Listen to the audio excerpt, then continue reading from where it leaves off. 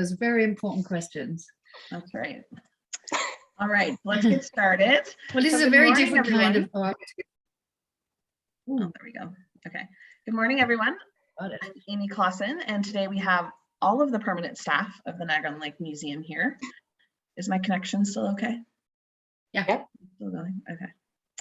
All right, so we have all of our staff here today to welcome you to our first lecture of 2022.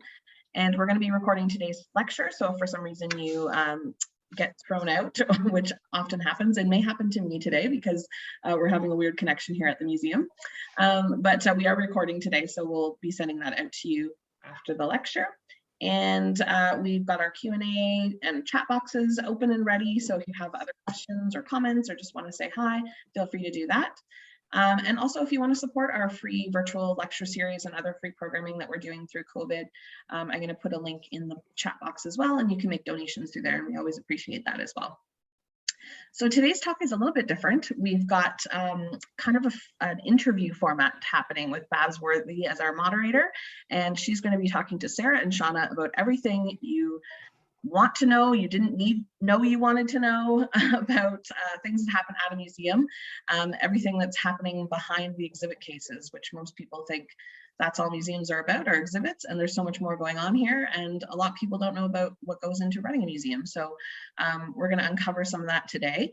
And we've got Sarah Kaufman with us, who's the museum's Managing Director and Curator.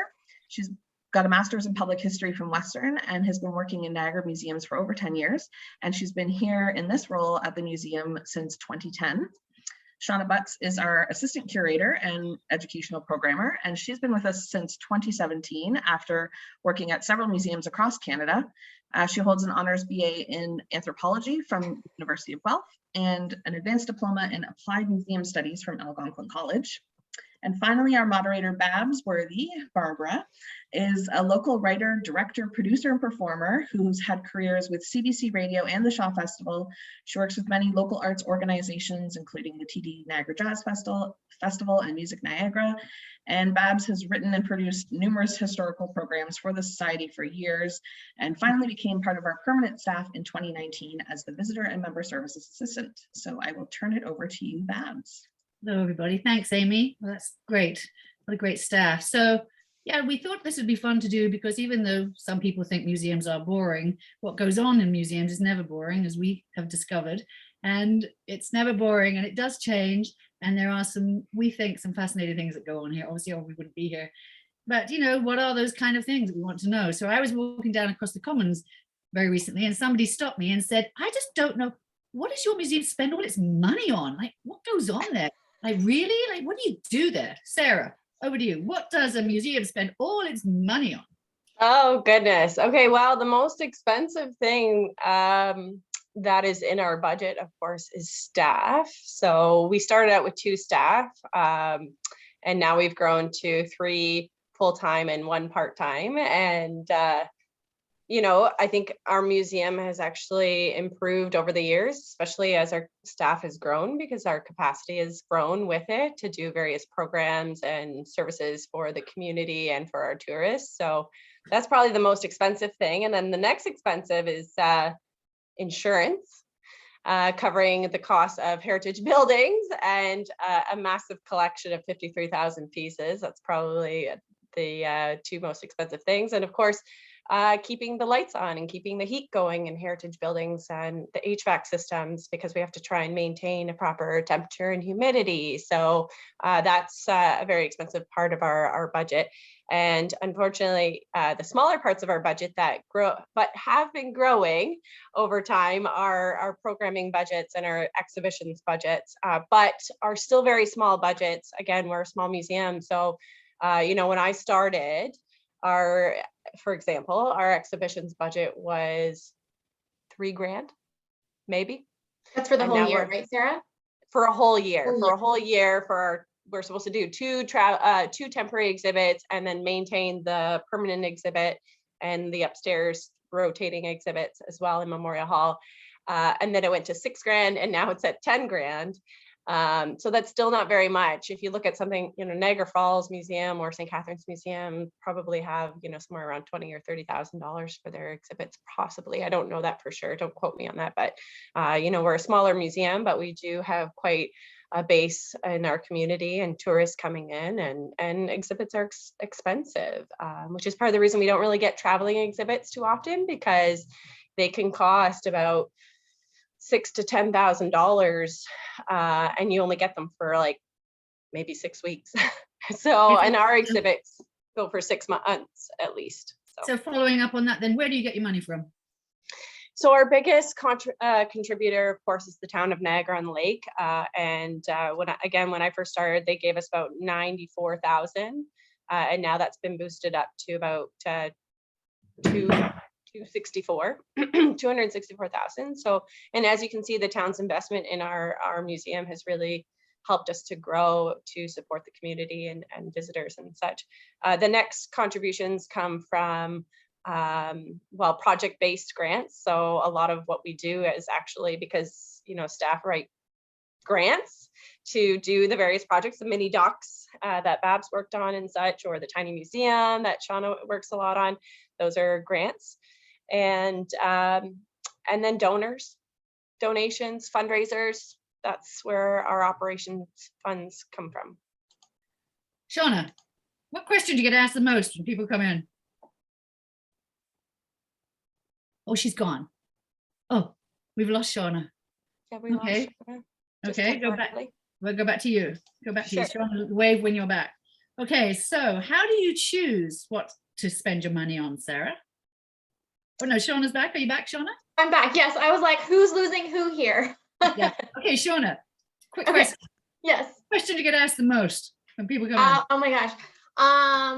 When I'm returning to school. Yes, because you look like a baby.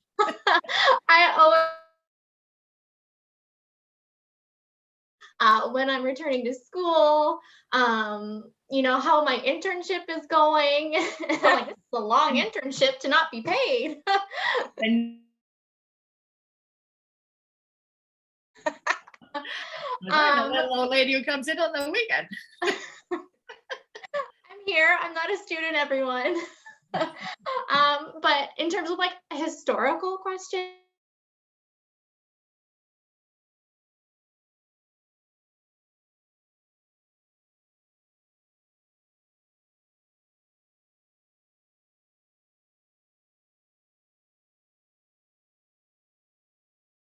I haven't answered that one in a long time just because of all the closures and stuff. So I'm just like, American Sycamore? Is that what that is? Yes, that's right. Oh, perfect. You're right.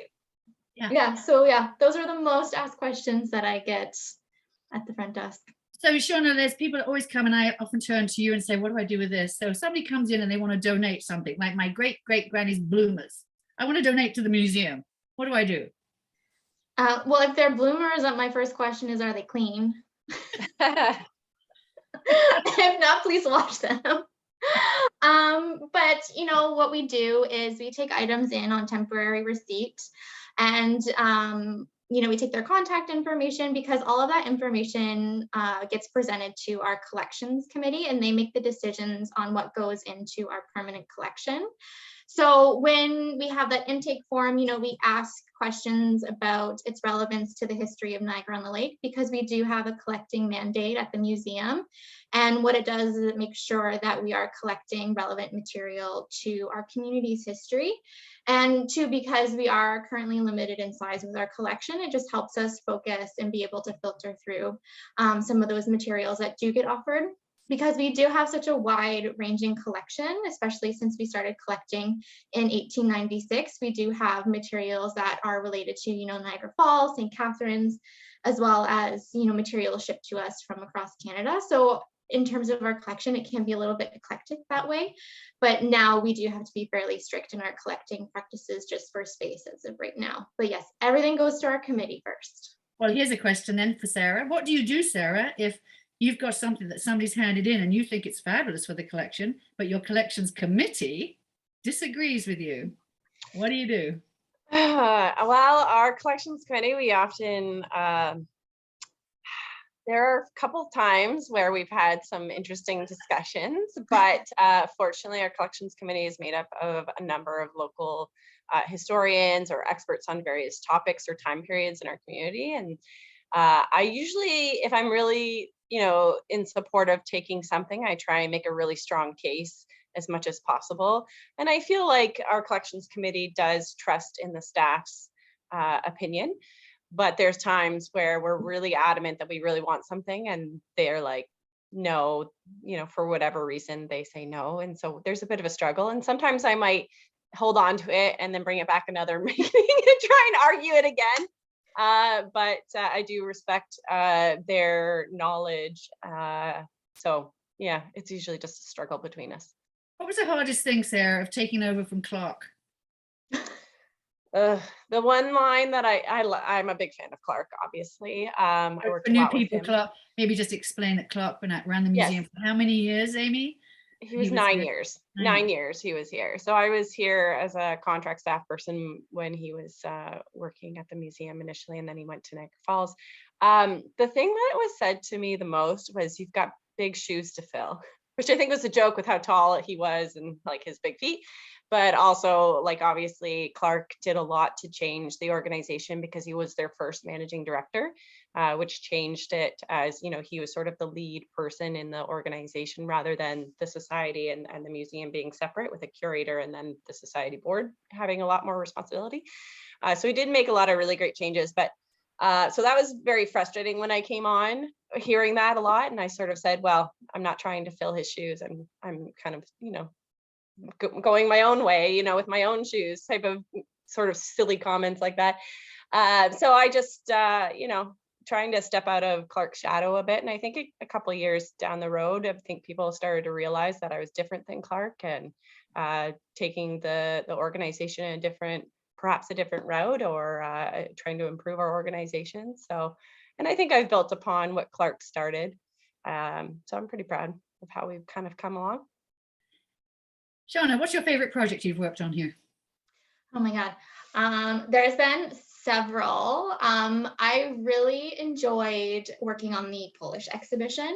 Not only the exhibit itself and really learning about the history of Camp Kościuszko here, but it was that whole year that the exhibition was on, and everyone who came to the museum to see the exhibit, to talk about their family members who came and served and then helped free Poland. That was a very gratifying year-long experience to be able to hear those stories and almost feel like a part of them in some way. Of course, the women's book was definitely a labor of love, especially working for 3 or 4 years on it, and then seeing the final copy in print is quite satisfying. So those are definitely my top two. I've got some great projects, coming up. Packing and moving the collection is going to be absolutely huge.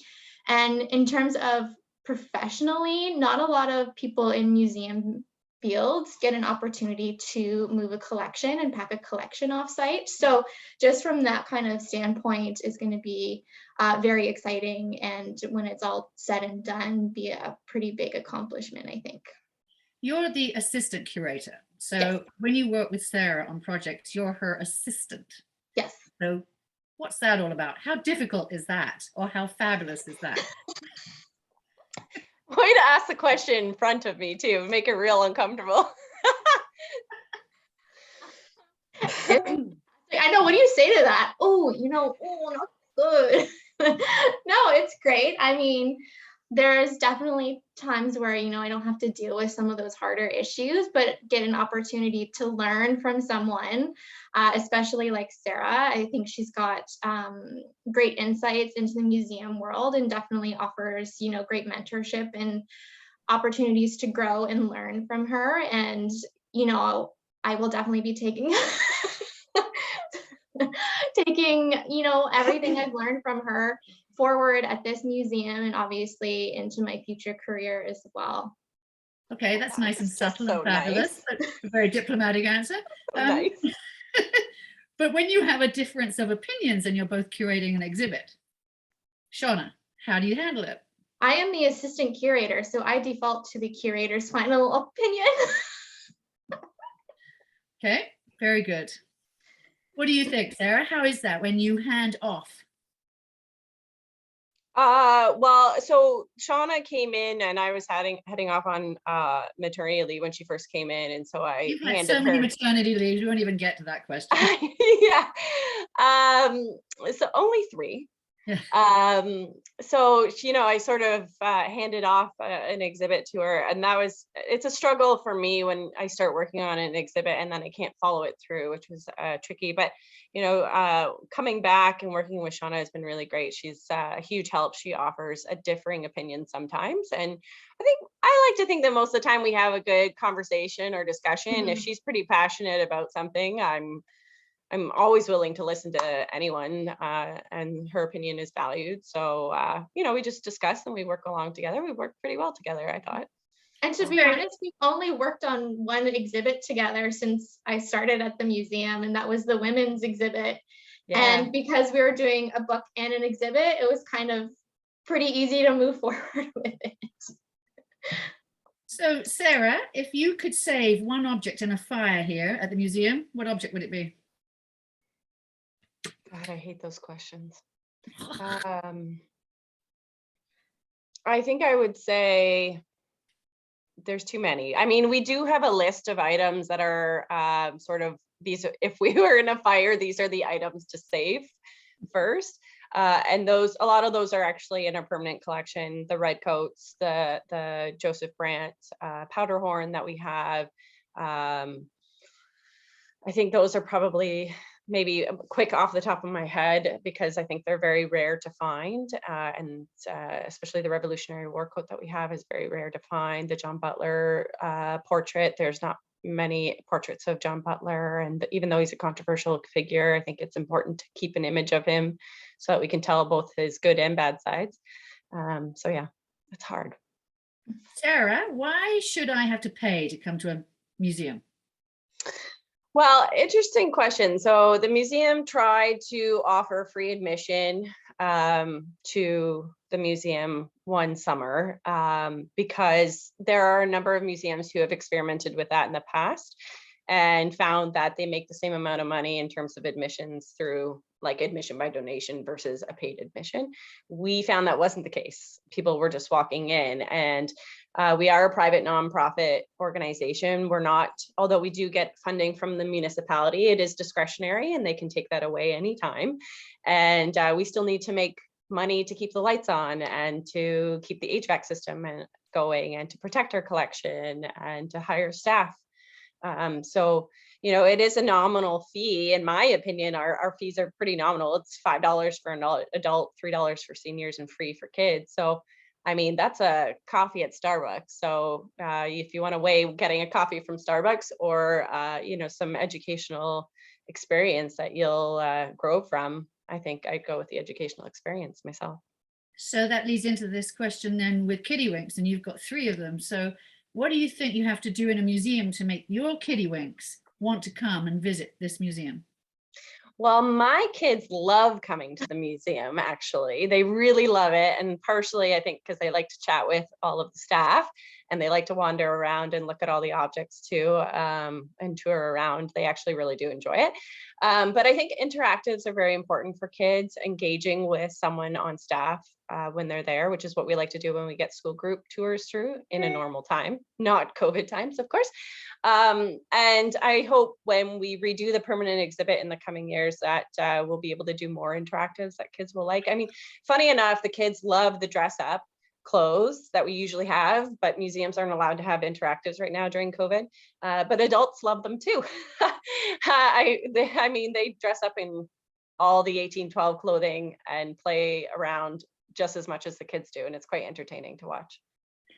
Shawna, have you ever damaged an artifact? Of course. Not at this museum. Yes, I mean, honestly, I haven't done it at the Niagara-on-the-Lake Museum. We're human, accidents happen, but the thing to learn and know is to not hide it from other people. And if something is damaged, we do need to make a note of it in our database so that we can either look into getting it fixed by a professional or send it off to be conserved through the Canadian Conservation Institute's program that they have that allows occasionally some museums to submit work to be completed for free. But yeah, you can't hide that from anyone. You can't sweep it in under, you know, the shelves and say, it wasn't me. Well, what would be the most dangerous activity or dangerous artifact or dangerous thing that you do here at the museum? What would that be? Filing paperwork, those paper cuts, I tell you.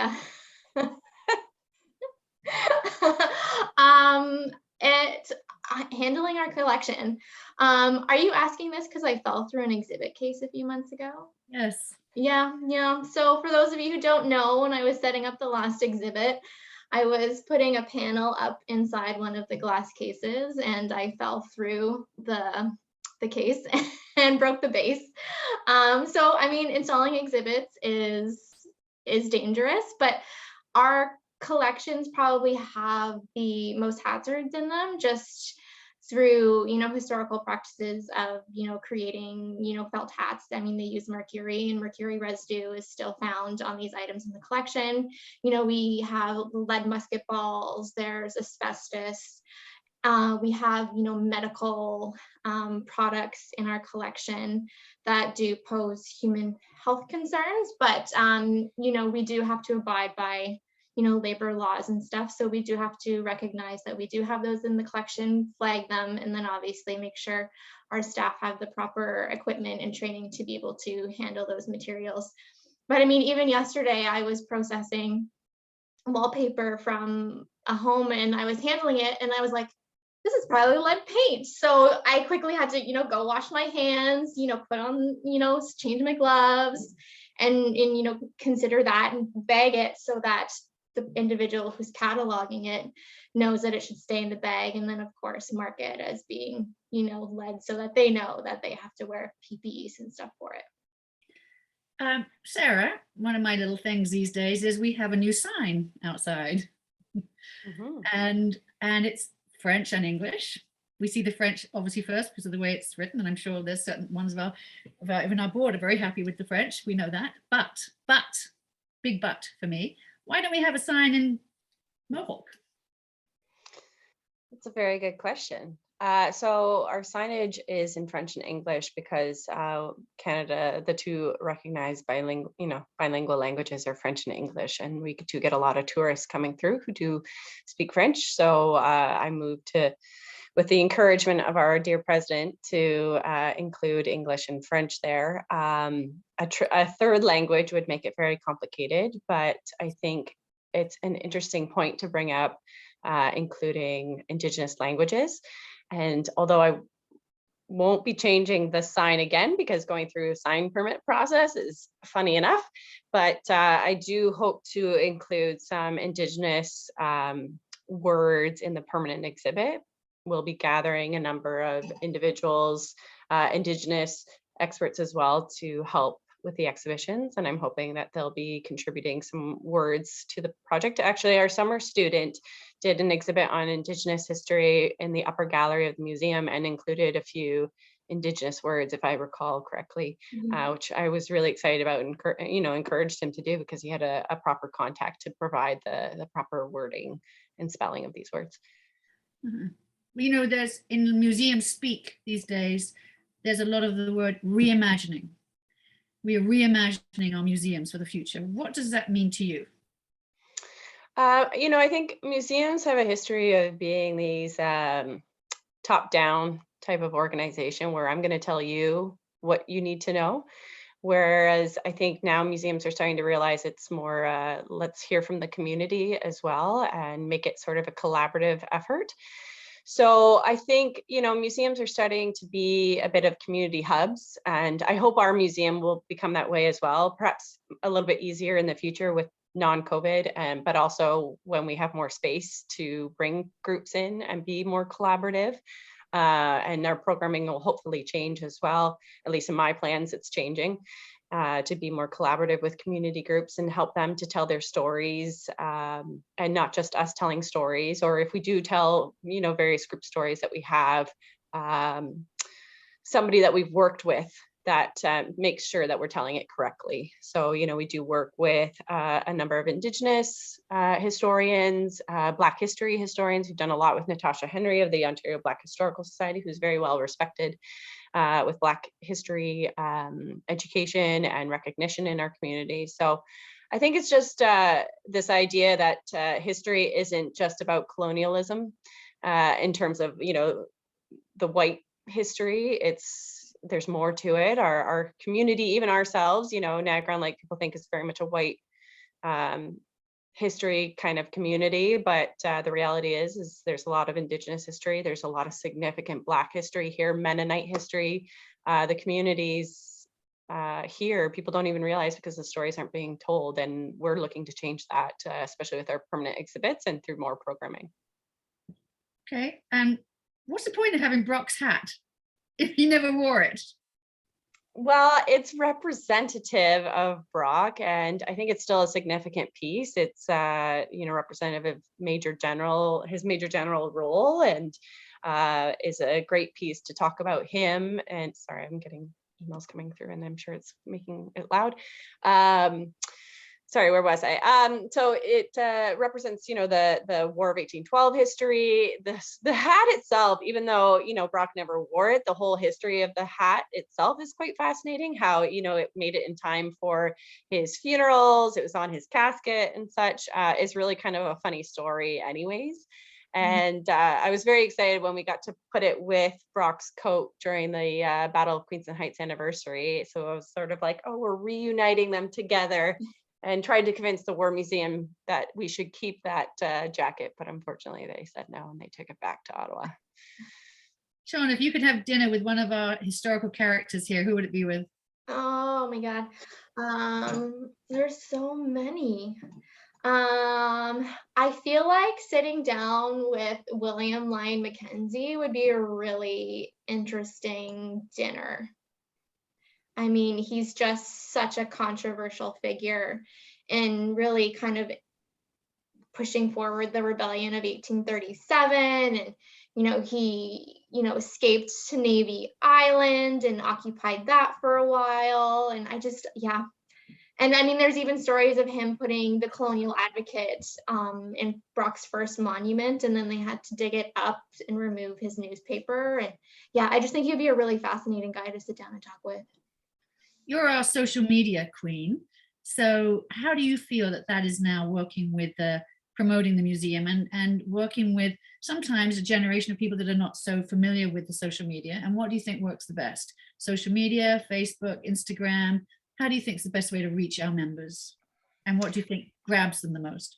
I definitely think when we post collections items and videos, that gets the most engagement on our social media platforms. I mean, social media is a great way to expand our reach beyond the museum walls, because we can easily get, reach 4,000 or 5,000 people very organically through shares on local Facebook groups and just through people who like and share our own content.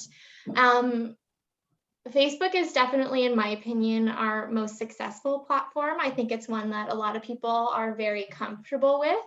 But of course, social media is changing. And I mean, TikTok is becoming huge. But when we look at our current demographics, I guess, coming through our doors now versus that platform, it's always a balancing act too, right? I mean, we have such a small staff, so what can we realistically manage with 3 staff, and to be able to produce the best content with the most engagement. And right now that is definitely through Facebook and Instagram. But I mean, social media is great that way. You get so many fascinating stories. I like that someone said that the Brock's online dating profile was pretty fun. And yeah, it gives us a chance to, have fun with, social media. And, we do weird posts like Niagara-on-the-Lake Sexiest Buildings Challenge, or Sarah really liked that one last I year. like that one. Or now leading up to Valentine's Day, we've got to push with, historical dating profiles of historic Notlers. So we like to have fun. We really love sharing our collection and our content with people because we do get very interesting stories. I mean, the last couple of weeks with some of the Facebook posts that have been going out, we've got a lot of great conversation and we've got a lot of great history that we didn't necessarily know about through these posts. So sharing them with others also benefits us in terms of being able to preserve and share future stories of our collection and the people who lived in town. Sarah, if money was no object, what would you purchase for the museum? Well, anyone who's talked to me in the last year probably knows the answer to this question. I would buy a new building and renovated spaces. I mean, there's objects, of course, that I would love to buy, but no, I think because I see a lot of potential in our organization, I have since I started here. And as I mentioned, we've grown in various ways. And I think there's a lot of potential for programming and collaborative efforts if we had the space to do it. We have an amazing staff, we have an amazing collection, we have an amazing volunteer crew that is willing to participate. And if we have the space to do it, I mean, our museum could grow and just be absolutely amazing and really be at the world-class level that I think our community is at. And I think, children's programming is a very important thing in my mind, and it has frustrated me since I came here that we don't have a spot to do proper kids programming. So we've tried to change that with the Tiny Museum, which is our travel museum. But again, of course, when that is ready is when everything shuts down and you can't get into schools at all. But kids programming is important. And right now our summer kids camps the only time we can do kids programming at the museum is in the summertime with our kids camp, because most of the time it's out in the courtyard. But if we had a spot where we could do that, the programming could grow to be, March break programs, PD day programs.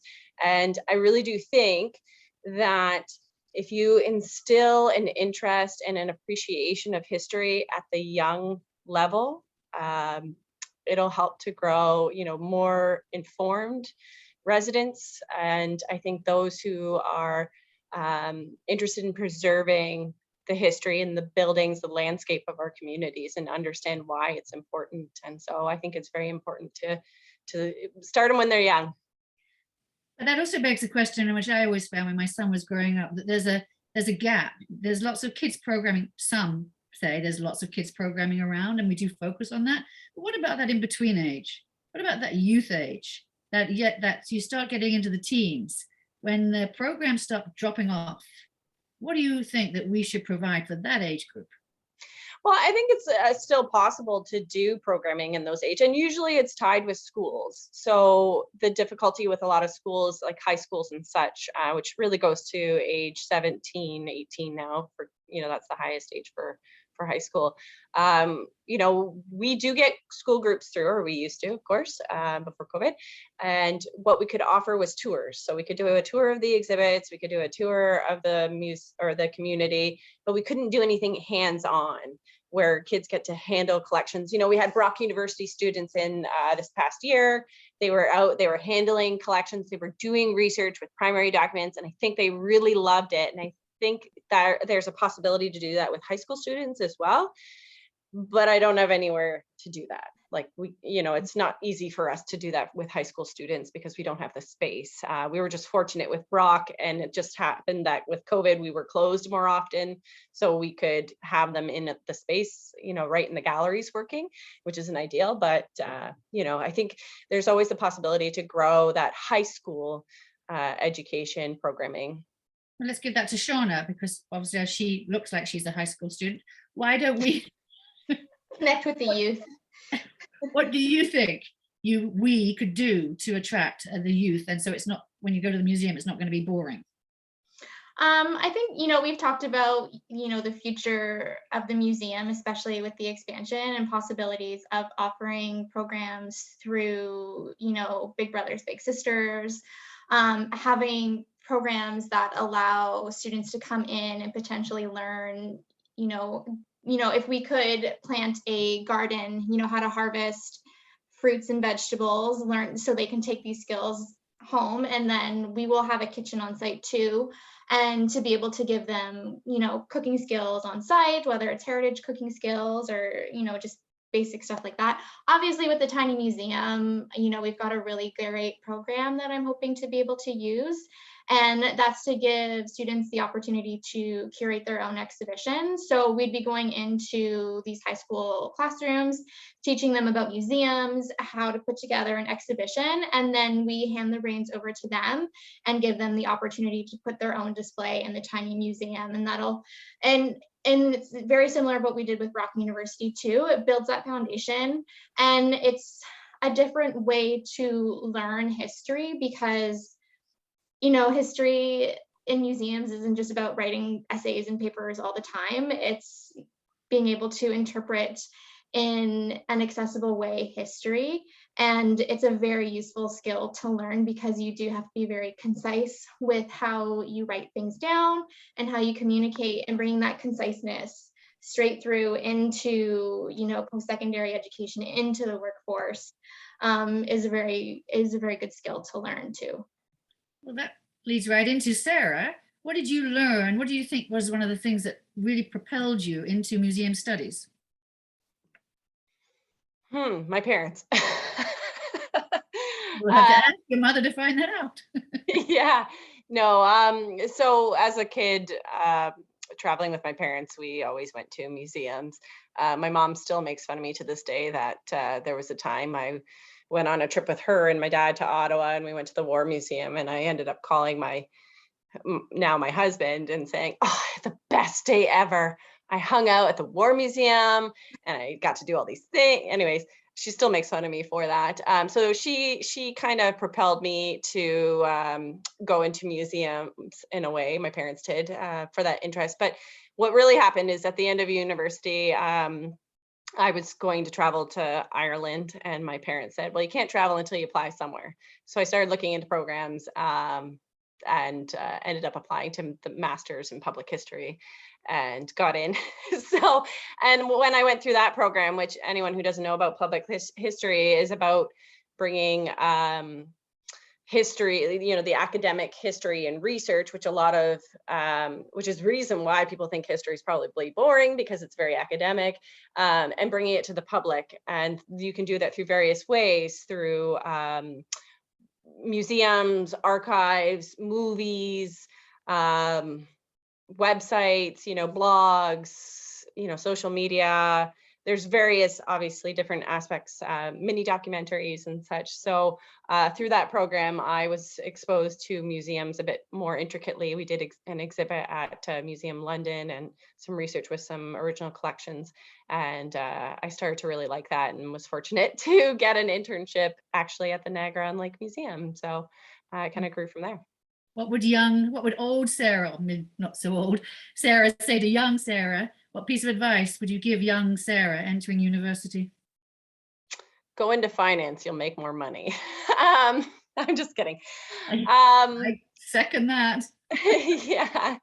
I don't know. I think if I was, you know, knew I was going to go into museums, I would have thought to say to myself, you know, volunteer at more museums, get experience that way. I didn't really do that in university. I worked at the border as a student there instead, which actually was not too bad, but gave me different skills that help in my current job. But if you're, you know, but giving advice to Sarah as when I came in as managing director would be a little bit different too. Is, you know, when I came in, I was very young and not, you know, I was a bit timid and I didn't really know the community, and I don't feel like I was given enough tools for my job at that time. I didn't know too many people in the community. So I think I would give my advice is to, the first step would be to reach out to the community and find out who the key players are and who the partners are, and network more. Shawna, what would you, if you could steal something from the museum and take it home, what would you steal? Oh my God. I don't know. The cookies in the cupboard? Like what? What am I supposed to say? I would never steal anything, because I would be taking the history from our community. Good answer. Very diplomatic, right? Very politically correct. Do you believe Or in ghosts? the new kettle is very nice, so that might. Do you believe in ghosts, Shawna? I know we have some experience. No.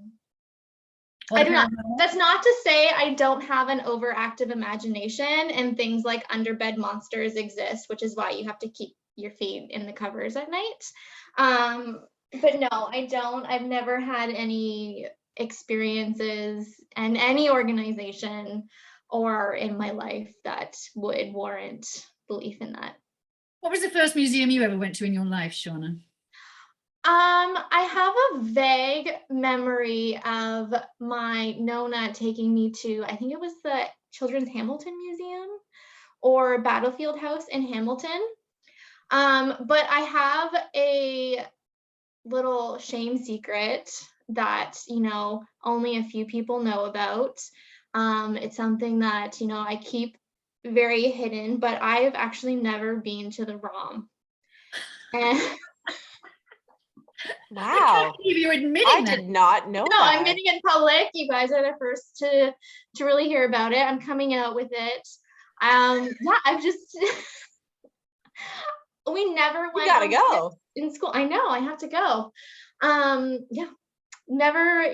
Some schools got to go on class trips to the ROM. We got to go to like Canada's Wonderland. I mean, I'm not complaining about Canada's Wonderland or going to the Toronto Zoo, but it was never a highlight for Hamilton. My school's in Hamilton, and I agree. I think we need a staff trip to the ROM.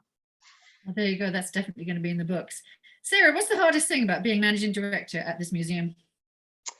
I think initially the hardest thing was just the responsibility of so many different things, more saying, the collection I was responsible for, and then running the museum and such, which is difficult because, there's other museums who have multiple staff to help with all of, say, the collection, stuff like that. So I was, doing the exhibits, and I was doing any research and such. It was all because it was just two of us. But now we've got more staff, which has been super helpful. But now the hardest part is that I want to be the one stuck in the collections doing research, because I love that, but I'm not. I'm getting pulled in various directions, which is also fun because I'm getting meeting new people and various experiences, getting involved in some exciting projects, and helping to lead the museum in a different and various directions. But I am a curator at heart, and I love the collection, and I love researching new things, and I love discovering something new and then sharing it with the staff or with the community at large. So that's why I love when we can do exhibits and research that a bit more. That's the part I really love.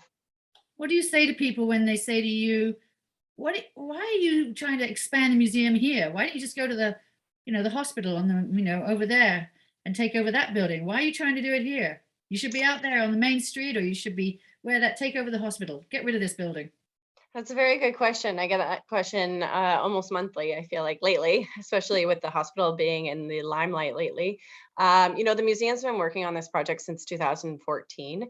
And in the process, we explored various options of moving off-site. We explored partnering with another organization in town and creating sort of a huge arts and heritage hub. And those, various parties outside of that turned us down, but also financially, it didn't make sense at the time to move off-site. The hospital, for instance, is not in good shape from my understanding, and it would take a lot of money for us to change it to be what we need it to be.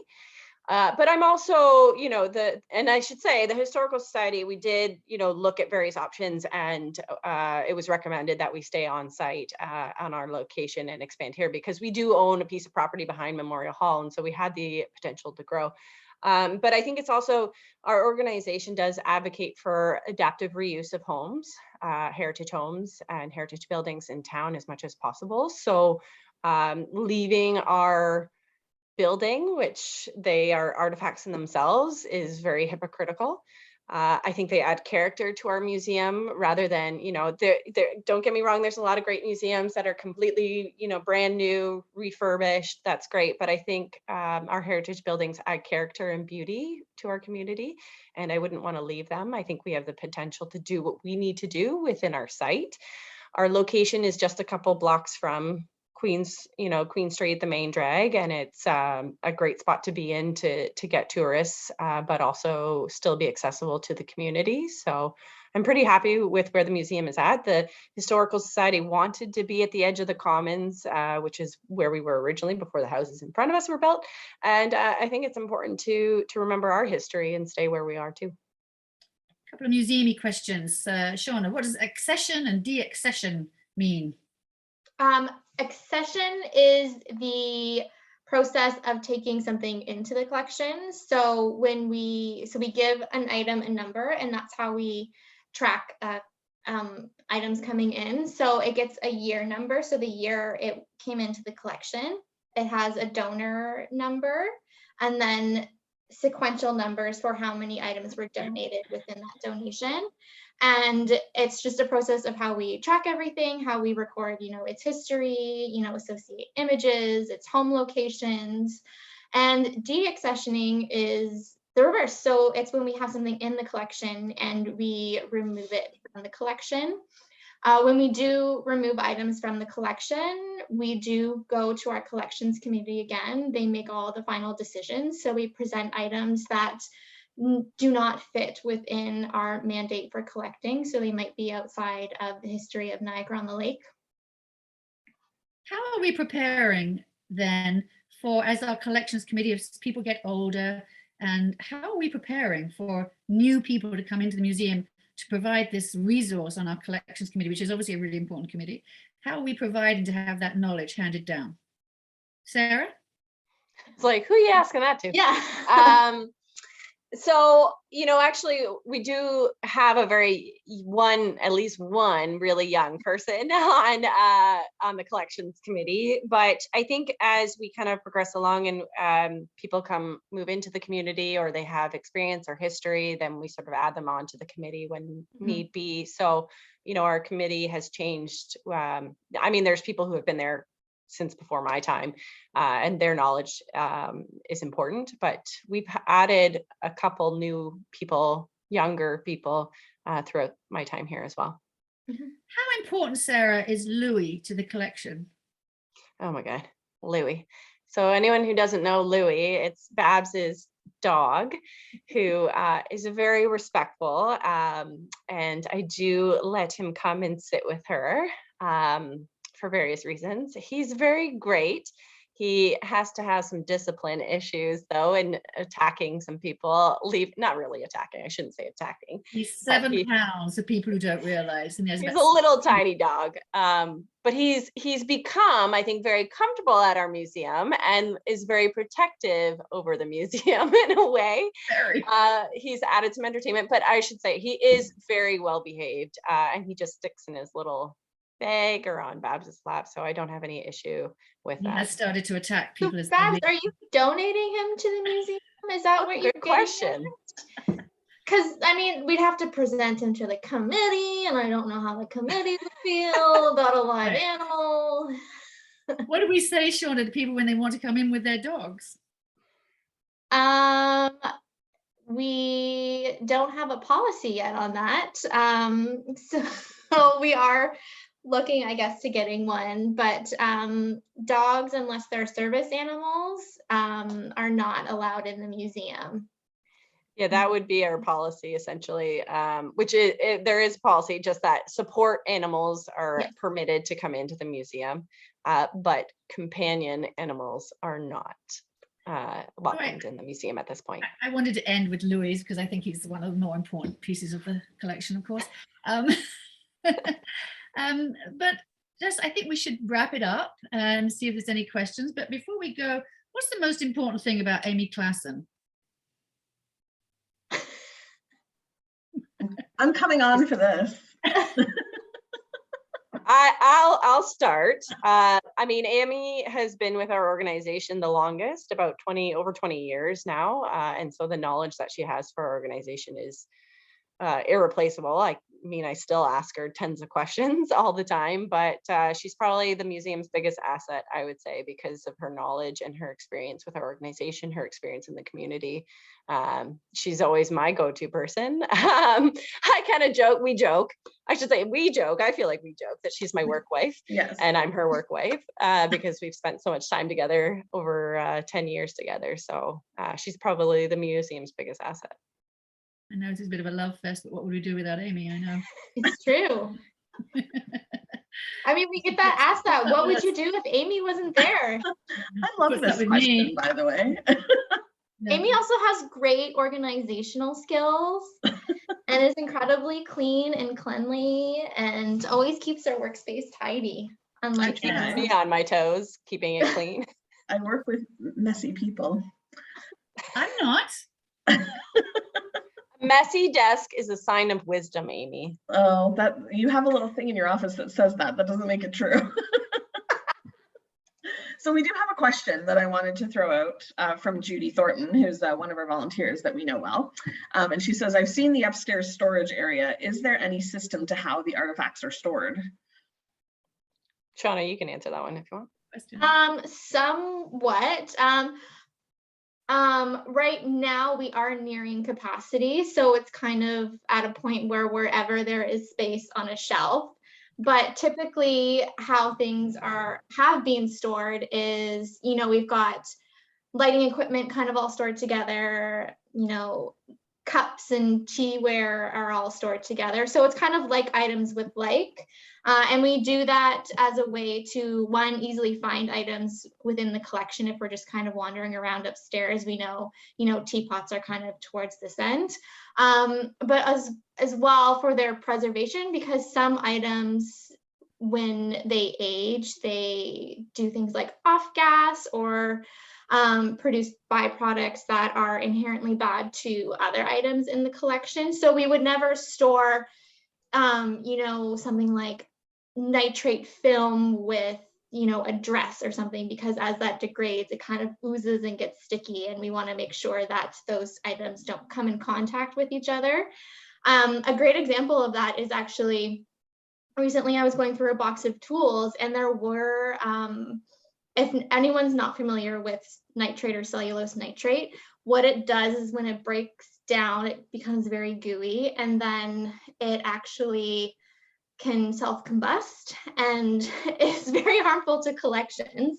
Mm-hmm. But when it degrades, it produces nitric acid, and it was actually in a box with tools, iron tools, and that acid actually caused all of the tools to start actively rusting. So when I opened this box, I was like, what the heck is going on in here? Like, collections shouldn't actively be rusting in this way because they're indoors, they're not outside. There's nothing that would cause them to become very flaky. And it was because nitrate was in it. And that's why we have to try and keep kind of like items with like items, is to make sure that doesn't happen. I hate to tell you, but aging objects and aging bodies share some very similar traits. So. You off gas Babs? Yeah, okay. It's all good. And on a nice good note. Any other questions? There's just a comment here from Mona, who's our society president. So she's a little bit biased, but she does say that she loves the museum staff. They're dedicated, innovative, fun, and super nice, and they're knowledgeable about history and the community, and they're the reason why the Niagara-on-the-Lake Museum is such a success. So thank you. She thanks all of our staff. Okay. Thanks, Mona. All right. Well, it's time to wrap it up, I think. Yes. So if anyone has any questions, burning questions for any of the staff here, feel free to send us an email at contact@nhsm.ca. We're always happy to answer questions about the museum and what we're up to and what our plans are for the future. So feel free to ask away. Our next lecture is Wednesday, February 16th at 11 a.m., so in 2 weeks. And we've got Jessica Linzell, who's going to present her master's thesis, Reimagining Niagara, using GIS to study local economic development. And that's from 1783 to 1812. And she looks at the Servos family research that we have here at the museum. So it's going to be very interesting. Don't forget to register for all of our upcoming talks, and you can find those on the event calendar on our website, notlmuseum.ca. Thanks again for joining us today, and have a great day, everyone.